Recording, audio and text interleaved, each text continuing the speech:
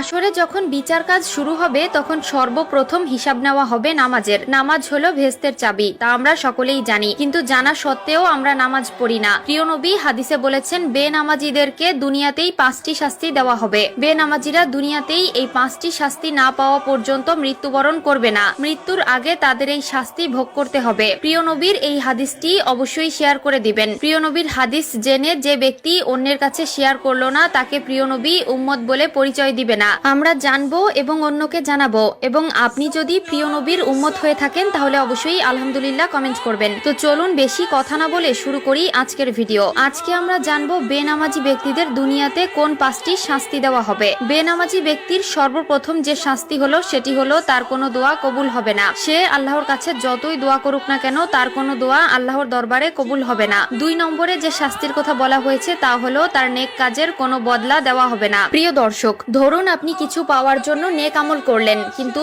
আফসোসের বিষয় আপনি যদি বেনামাজি হয়ে থাকেন আপনার নেক কাজের কোনো ফল আপনি পাবেন না। 3 নম্বরে যে শাস্তির কথা বলা হয়েছে তা হলো চেহারা থেকে নেককারদের নূর উঠে যাবে। প্রিয় দর্শক, জন্মগতভাবেই আল্লাহ তাআলা কালো, সুন্দর, অসুন্দর সকলের চেহারায় একটি মায়াবী নূর দিয়েছেন, কিন্তু নামাজ না পড়ার কারণে তাদের চেহারা থেকে সেই নূর উঠে যায় এবং দেখতে